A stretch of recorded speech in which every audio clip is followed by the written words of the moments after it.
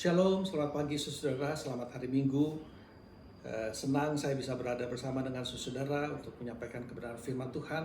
Walaupun kita di rumah masing-masing, pagi hari ini saya akan berbicara mengenai jangan khawatir. Tetapi mari kita berdoa sebelum firman Tuhan. Roh Kudus yang manis, kami sambut Kau di tempat ini. Bapa, aku berdoa biar hadirat-Mu Tuhan memenuhi rumah di mana para jemaat berada mendengarkan firman Tuhan ini. Kami percaya tidak ada batasan bagi kuasa Roh Kudus-Mu, bagi hadirat-Mu. Nyatakan diri-Mu sebagai roh hikmat dan roh wahyu. Ajar kami untuk mengerti akan firman-Mu, karena firman-Mu adalah kebenaran, dan kebenaran itu yang memerdekakan kami. Di dalam nama Tuhan Yesus kami berdoa dan mengucap syukur. Haleluya. Amin. Pagi hari ini saudara, firman Tuhan diambil dari Matius 6 ayat 31 sampai 32. Saya akan bacakan dari The Passion Translation, nanti saya akan terjemahkan. Bunyinya seperti ini. So then, forsake your worries. Maka itu, Tuhan bilang, tinggalkanlah semua kekhawatiranmu. Why would you say, what will we eat? Or what will we drink? Or what will we wear? Artinya, mengapa engkau katakan apa yang harus kami makan? Atau apa yang harus kami minum? Atau apa yang harus kami pakai? For that is what the unbelievers chase after. Sebab itu yang dikejar oleh orang-orang tidak percaya. Doesn't your heavenly Father already know the things your bodies require? Bukankah Bapakmu di sorga sudah mengetahui apa yang tubuhmu perlukan? Firman Tuhan mengatakan, tinggalkan semua kekhawatiran. Kita sedang menghadapi pandemi COVID-19. Orang-orang hidup dalam kekhawatiran, dalam ketakutan ketika ekonomi semua berhenti. Apa yang saya mau pakai, apa yang saya mau makan, apa yang saya mau minum. Tapi Yesus bilang, ini yang dikejar oleh orang-orang tidak percaya. Kita adalah orang-orang percaya. Artinya apa? Kita jangan seperti orang dunia, hidup juga dalam ketakutan, kekhawatiran. Yesus bilang, kejar Bapa di sorga mengetahui semua yang tubuh kita perlukan. Ayat 33, saya bacakan.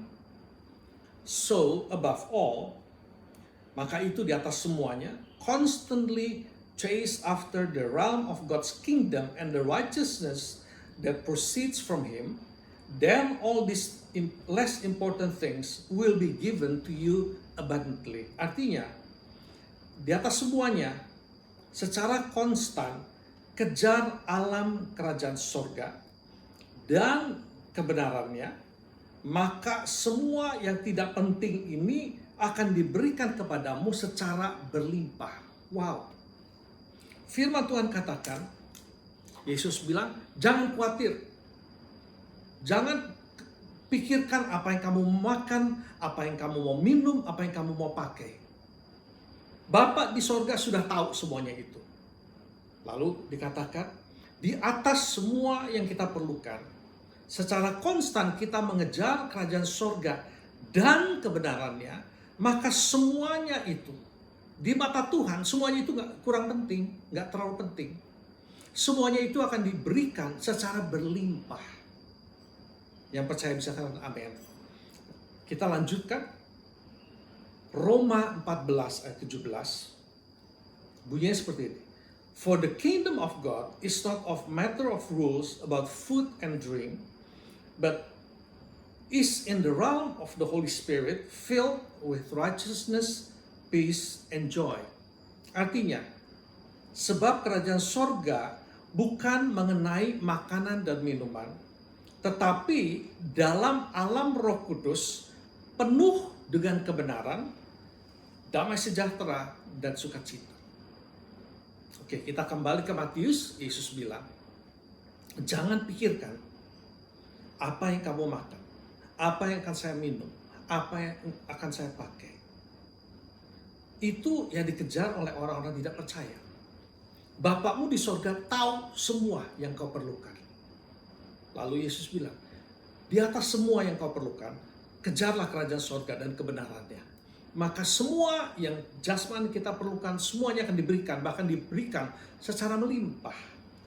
Nah, di dalam Roma 14 ayat 17 dikatakan kerajaan sorga itu bukan mengenai makanan dan minuman, tetapi mengenai hidup dalam alam Roh Kudus dipenuhi dengan kebenaran, damai sejahtera, dan sukacita. Mari kita lihat satu persatu. Kebenaran itu berbicara mengenai kebenaran firman Tuhan. Hari-hari ini ketika saudara hidup dalam kekhawatiran, ketakutan, ambil Alkitabmu, baca firman Tuhan, renungkan firman Tuhan. Alkitab kita ini adalah firman yang tertulis, logos. Kita perlu firman yang tertulis itu di-quicken, dihidupkan oleh Roh Kudus menjadi rema. Rema itu yang memenuhi hati dan pikiran kita. Itu yang menjadi kebenaran yang memenuhi kita. Jadi masing-masing kita tidak cukup hanya dengar firman Tuhan seminggu sekali. Kita harus baca, renungkan firman Tuhan. Itu makanan rohani kita. Kita harus penuhi hati dan pikiran kita dengan firman Tuhan. Dengan kebenaran firman Tuhan. Yang kedua adalah damai sejahtera. Daud dalam Mazmur 23 dia mengatakan, Tuhan adalah gembalaku. Dia menjadikan Tuhan gembalanya dia. Artinya apa? Seluruh kehidupannya dipimpin oleh Tuhan. Lalu dia juga katakan, walaupun aku berjalan dalam lembah bayang-bayang maut, dari terjemahan aslinya, aku tidak takut bahaya, sebab engkau menyertaiku. Gadamu dan tongkatmu itu yang menghibur aku. Daud mengatakan, walaupun dari waktu ke waktu, dia akan mengalami bahaya. Dia akan mengalami kesulitan, masalah. Dia bilang, aku tidak takut bahaya. Karena dia percaya Tuhan adalah gembala dia, Tuhan selalu menyertai dia, Tuhan tidak pernah meninggalkan dia. Bahkan dia bilang, gadamu dan tongkatmu itulah yang menghibur aku. Gembala memakai gada, tujuannya untuk apa? Menghalau binatang buas, menyerang domba-dombanya. Dia memakai tongkatnya untuk apa? Untuk membimbing domba-dombanya supaya mereka tidak tersesat. Luar biasa. Daud menjadikan Tuhan gembalanya. Jadi dia tidak takut bahaya. Kenapa? Tuhan selalu akan lindungi dia. Dan Tuhan pasti pimpin dia di jalan yang benar. Itu sebabnya hatinya penuh dengan damai sejahtera. Pagi hari ini saudara, serahkan seluruh hidupmu kepada Tuhan. Jadikan dia bukan hanya Tuhan juru selamatmu, tapi gembalamu. Izinkan dia memimpin seluruh kehidupanmu. Dia tidak akan pernah mengecewakan engkau dan saya. Yang ketiga, berbicara mengenai sukacita.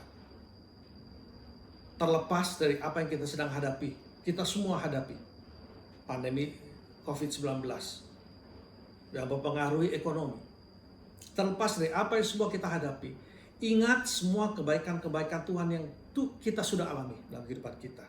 Maka hati kita dipenuhi dengan sukacita.